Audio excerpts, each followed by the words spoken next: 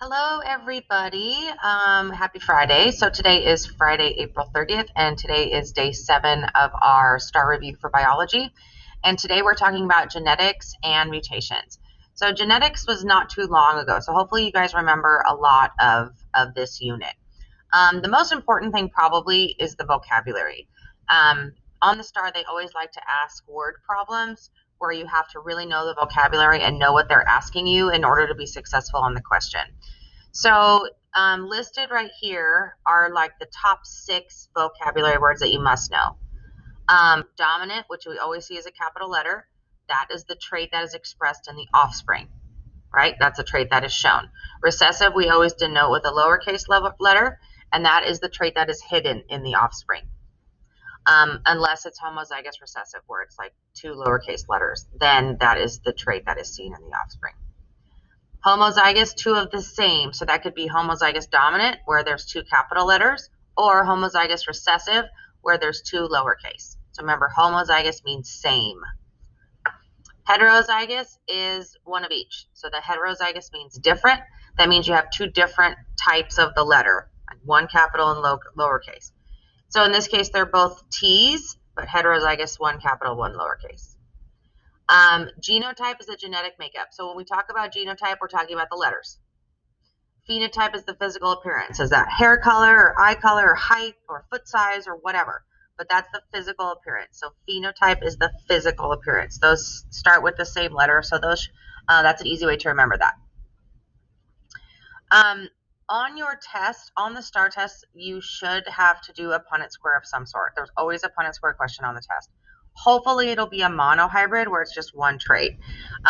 So remember, make sure you know the letters that you're going to use, what they stand for. Capital G in this case is green, lowercase g is yellow. Make sure you know the parents, where they go. How I taught my kids in biology is dad's always up top, mom's always off to the side. So that way it's the same every time you fill out a Punnett square, so you know exactly where the parental genotypes are going to go. A couple of other non-Mendelian types of genetics are incomplete dominance and codominance. So incomplete dominance is, so when we say incomplete, it's not like you have a red parent and a white parent and you're going to have red or white offspring. So we're talking about flower color here. Instead, incomplete means red and white flowers are going to make pink. So if you can remember, incomplete is a mixture of the parents' traits. That's an easy way to remember it. Hopefully you won't see one of these on your test. Hopefully not. Hopefully it's a monohybrid question like this. Codominance is where both parental phenotypes are expressed. So how I like to think of this is co means both. Like if you're a co-worker or you're a co-captain, that means there's like 2 of you, right? So codominance means both parents' traits are like equal. There's not a dominant, there's not a recessive. They're equal. So what happens in the offspring is both of those traits are shown. So if we look at our picture here, we have a white cow and a brown cow. And you see our offspring are a combination of both parents.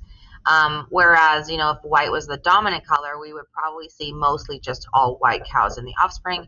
However, that's not the case here because it's codominant, meaning both of them are equally as dominant.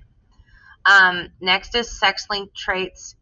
The most important thing to know is that the male is usually going to be the one that is affected. 90% of the time, the male is the one that is affected with this trait. So some examples of sex-linked traits are male pattern baldness and color blindness.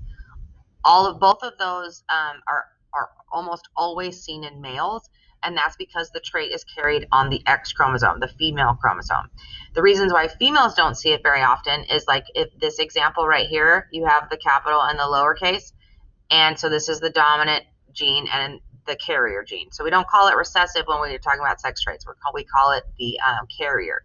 So if I were to look at just this genotype right here, I see the capital and the lowercase. I know the capital that's the stronger one. That's going to cancel out the other one, right? Just like if we're doing a Punnett square, just like this.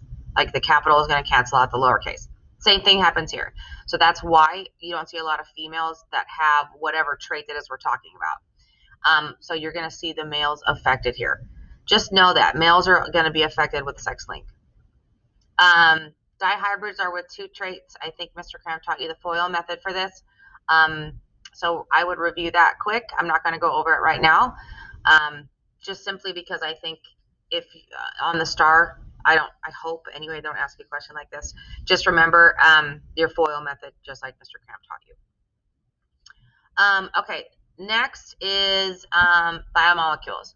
So biomolecules are molecules that are found in our body, and there's four like main types of biomolecules that are needed for life. Okay, so we're going to talk about each one of them, and really what we need to know is what they do for us.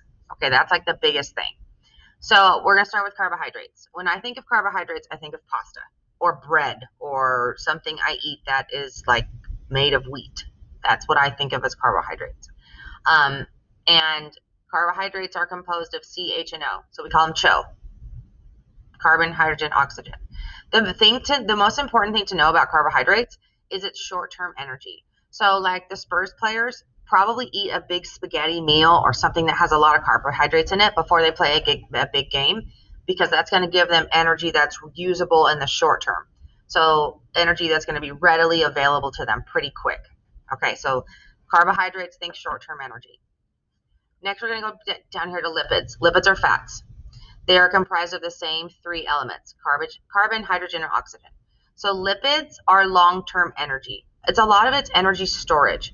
So like if you think of a seal who lives up in the Arctic, he has a lot of blubber, a lot of fat, right? And that fat does two things. It keeps him warm, but it also helps like over the winter months where he can't find anything to eat. That's like long-term energy. So his body will use that fat as energy for his cellular processes and just like to sustain his body and make sure that he can survive through the winter. Proteins, when you think of protein, think of meat, like hamburgers and chicken and all the stuff that we eat that's meat. We're eating protein, right? So proteins are what make up muscles. Muscles are what you eat in an animal. Proteins are carbon, hydrogen, oxygen, and nitrogen. So we're adding another element here. So when you think of proteins, think of muscles. There are also enzymes, and we'll talk about enzymes in a minute. But proteins for building muscle. Bodybuilders eat a ton of protein to build muscle. The last one here is nucleic acids. So we have another couple elements that we've added. Carbon, hydrogen,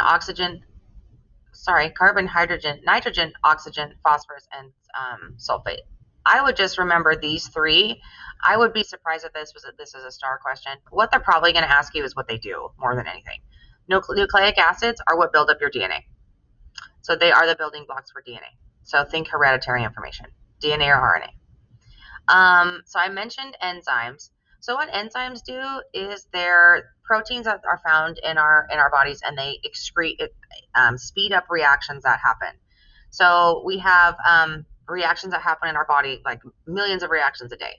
And what these catalysts do is they help that reaction take place faster, which is good for our bodies because we want that reaction to happen.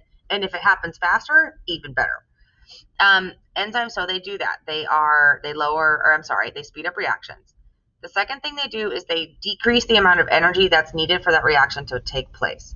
So let's say we're looking at this chart, right? The enzyme, this green line right here is with the enzyme present. So you'll notice I use less energy. Our bodies are using less energy for this reaction to happen, which is great. We want to conserve as much energy for other things necessary. So this is a really important thing that enzymes do, is they decrease the amount of energy necessary for these reactions to take place. So the purple line is without the enzyme, because the reactions are still going to happen, but the enzyme's just helping them happen, faster with less energy. Enzymes are really specific too. Like they bind to certain things in our body to make those reactions happen. So it's almost like a puzzle piece. They're very specific to what they bind to because there's a ton of different enzymes that do a ton of different jobs, and they're all kind of different shapes. So it'll bind to a substrate. That just means a surface, but the surface needs to be the exact fit for that enzyme to fit and do its job. Okay, so just know they're really specific, like a puzzle. Enzymes make our reactions in our body happen faster, and they require less energy when they're present. All right, guys, I hope that helps. Good luck on your test.